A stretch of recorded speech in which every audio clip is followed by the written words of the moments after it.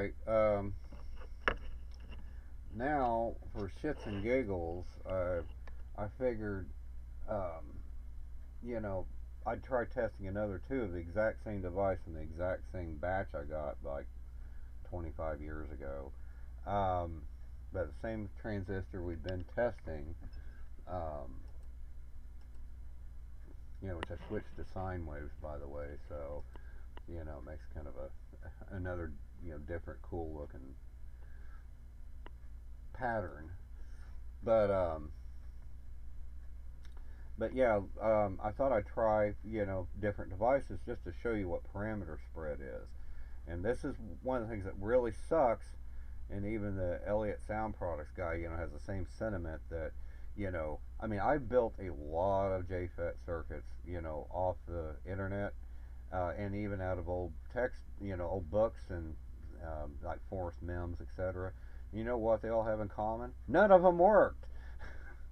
Why? Because you got to frickin' try to redesign their own circuit because of the JFET they used, even if you're using the exact same part number, it's gonna have different results. So you got to change resistor values and shit like that, and they don't usually tell you that.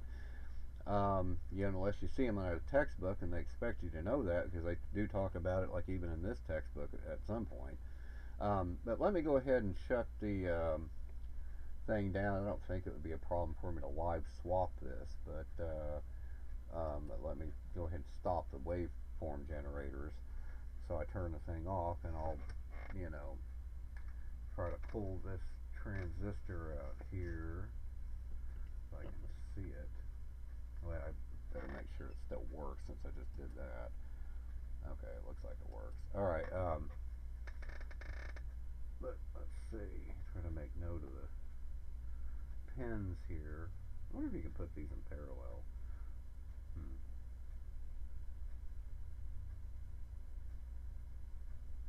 I never seen JFETs in parallel. I wonder what that would be like.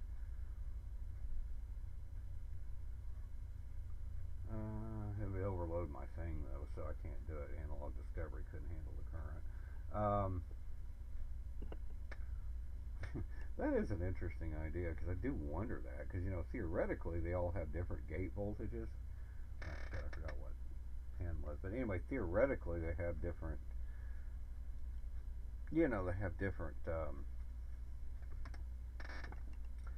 The same gate voltage will produce a different current, but again, it still will theoretically try to act like a constant current source, right? So, I mean, in theory, if you had two JFETs side by side, you know, I mean, wouldn't they both try to source currents because they're limited to their maximum current? So you don't have to worry about them like running away or doing anything crazy. So I'll bet you could double the capacity of it. But I wonder I wonder if you put like five JFETs in parallel, if they, because again their input impedance is quite high, but I wonder if you could actually linearize the curve better, by having a lot of JFETs in parallel. I mean, because you think about it, you'd have several different curves superimposed on each other. Anyway, that's kind of a point of curiosity. I wonder that might be fun to try at some point. Okay, all right, I think that's right. So yeah, that's the second device. So let's see what happens when I run this.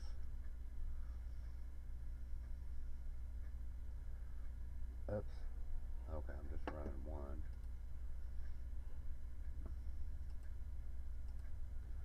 So, you know, so that's very interesting. You see, this is actually a lower current JFET. You can see its pinch off voltage, is quite a bit lower too. I mean, it's pinching off at, right under 2 volts.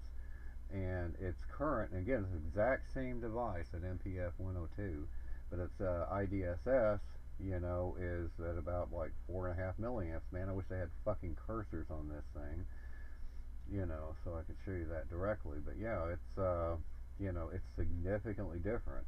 But at least this thing, the Analog Discovery, doesn't have a hard time running. It would be interesting actually seeing what the family of curves are for that. But it's still a pain in the ass to switch back and forth. I think you can do two oscilloscopes. Huh. Yeah, I didn't. I think you can. Let me try that. I'll pause the video for a minute. All right, you can see basically, this is the old scope I had, and I've still got all my settings the same. Um, Still got all my settings the same. On the scope where I was measuring the transconductance curve, but I made a new scope up there by basically going to file and hitting new scope. Okay, so you can see that what your options are, and so I set it up like this, which is currently running. The other one's paused. You can't have them both running at the same time. But this has different configurations, so I set it back up to where I can do the family of curves thing. So you can see there, and so this is how the new transistor looks, and it at 0 volts, you can see it peaks out at this, but you got much more on the on the pinch off voltage. I mean on the maximum IDSS. You got more linearity here than you saw on the other transistor, because the other transistor was approaching the range of the instrument more, so it was more curved along here. This is a lower current device, a lower IDSS, and also lower pinch off, and you can see what the pinch off is directly as I vary it. So you can see right about there it's pinched off, and that's like minus 1.75 volts.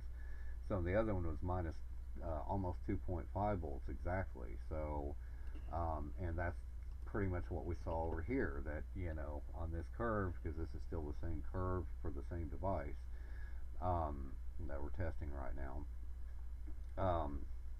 You can see the pinch off is right around here somewhere. So, and the linear region on this device would be up here, so it's going to be at a much different voltage. So if I were to even though it's the exact same part number, you're getting like a lot different results here. So this is why you can't. That's why FETs are such a pain in the ass to work with, because of this parameter spread thing. That I was discussing earlier, because exactly the same parts are going to have vastly different parameters. Again, this is actually supposed to have, these transistors supposed to be an IDSS of like 20 milliamps according to some data sheets. Let me see, I still got the drain source voltage. Man, I can't see what I'm. Drain source voltage. The source, yeah, I'm not really sure about that. See, this is gate current, but I don't know if that's its pinch off. Let's see. Yeah, it says, 0 gate voltage, the on characteristics, gate source equals 0 volts. Okay, it's supposed to have like, up to 20 milliamps, as low as 2 milliamps. So that shows you what kind of parameter spread you can have, even on the same device. That's why they don't even have a typical, because there is no real typical. These things are just all over the map. Transconductance is the same thing. So, it's 7.5 millisiemens there, 2 millisiemens there minimum. So, and that depends on the frequency at 100 megahertz versus 1 kilohertz. You'll see a bit of a change, but that's not as big of a parameter spread as this is. So, I mean, it's like I said, it's anybody's guess. You might as well just pick a transistor out of a bag, right? To some extent. I mean, it's just really, dodgy, and that's what's always bugged me about JFETs. And the fact that textbooks always spend so much, that's the first thing they talk about. Even more modern textbooks. I mean, I got a number of textbooks on semiconductors. Um, Even more modern ones, I've only seen one that actually starts with MOSFETs instead of JFETs. But all the others start with JFETs. Sometimes they'll spend couple of chapters on them, and they'll spend like one chapter on MOSFETs, and they sure as fuck won't talk about power MOSFETs, and all the complications that go with those, even though those are actually one of the most popular transistors, discrete transistors used. JFETs, if you do a search on Mauser or someplace like that, you see the number of frickin' parts they have, for JFETs versus every other transistor out there. You'll see there's almost no JFETs available. Let me see if we can do that really quick. Let me.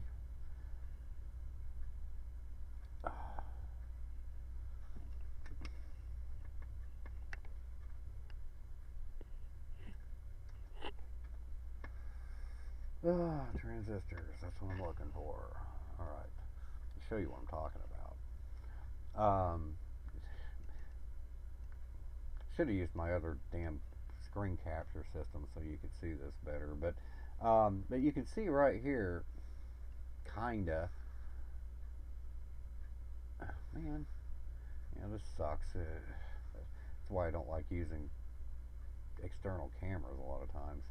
Normally I use Corel screen capture for things like that, so I can actually capture the screen, but it's got some annoying properties that bug me sometimes. But anyway, you can see right here, they've got IGBTs, a shitload of modules and transistors. JFETs 961, and that includes all parts, not just the ones they have in stock. MOSFETs, 22,000 of them. RF transistors, not much more than JFETs. BJTs, 11,000. I mean, MOSFETs are double that. Darlingtons, I got 658. I guess those are about as popular as JFETs. Well, less popular, but those are almost usually power transistors, not always though. Digital transistors, whatever the fuck those are, or even those are more popular than JFETs, and I don't even know what the fuck those are. I guess they operate at logic levels. Fuck, I don't know. But JFETs, let's check it out and see, how many they actually fucking have. According to the Elliott Sound Products guys, they gotten rid of all the really good JFETs they used to have, that had a lot of desirable properties for amplification and stuff. He said most of the ones that are available now are, just, switching devices more often than not, unless you want to pay like $6 a piece. And so they only stock like 250 different JFETs, whether they're surface mount or through hole. And if you go to through hole, they got 114 in stock. So, a great example of what I'm talking about, but that's probably why JFETs aren't that popular.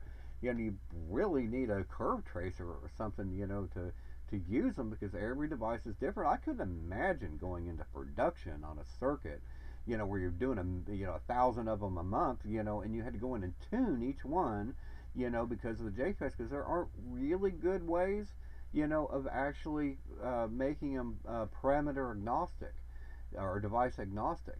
So, that's one of the reasons I was doing all that reading on Elliott Sound Products. I wanted to see if there was a way around that, but I just never came across.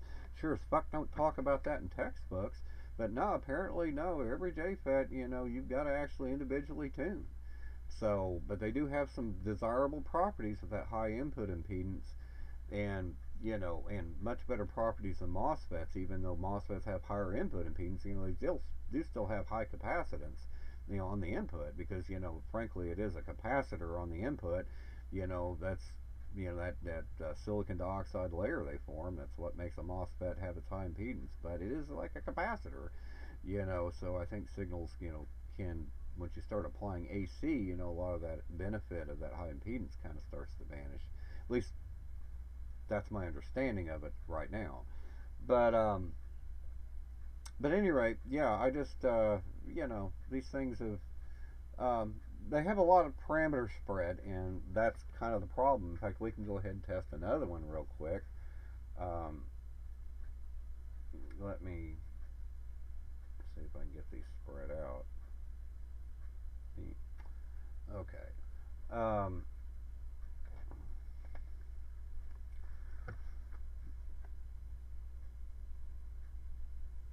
Now let me pull this one. Try to remember where the holes are.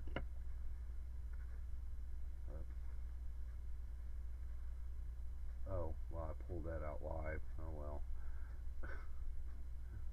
So I guess I'll test it again in a minute. If I destroyed it, I destroyed it. I forgot to turn everything off. Yeah, I think that's the right holes.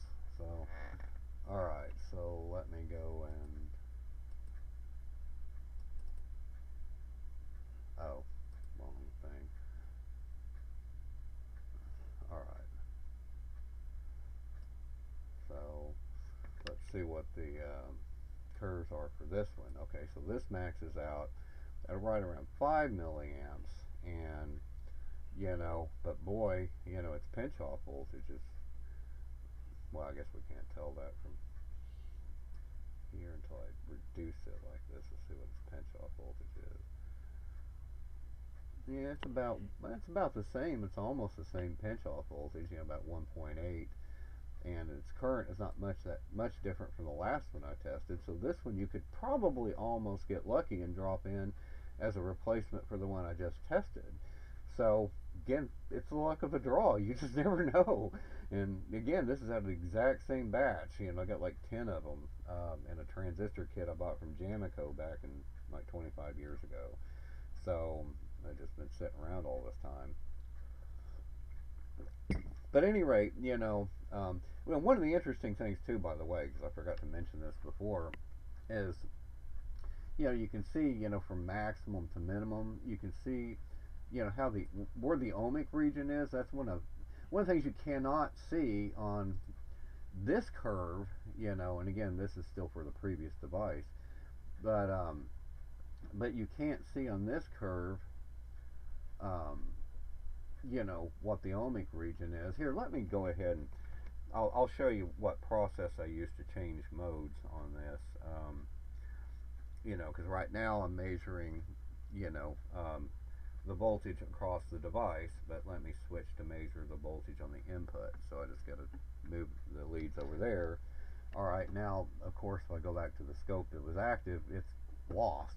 But let me switch, damn it. If I go back to the scope that's active, it's lost. But let me, switch back to this one, which is not running right now. But go ahead and run it and see if this works. All right. I got to switch back to triangle wave or sine wave or something. And there we go. So we can see its curves start to emerge. Now that I got the waveform set like that. So see the cool patterns. Alright, so that's what we're getting here, and you can see the pinch off voltage is right down around here, and you can see what the IDSS is. It's right up here. So, but again, you can see where the linear region is. It's pretty similar to the previous transistor we had. But anyway, let me switch back to measuring the family of curves because I was trying to make a point. Okay, so now, I've switched it. I've got to go back to the other scope and run it.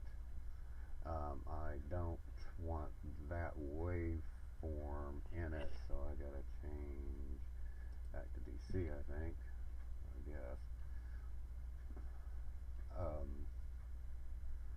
Let's see. Well, maybe I'm doing this wrong. Hold on. No, I don't think I'm doing this wrong. What am I doing? Hold on.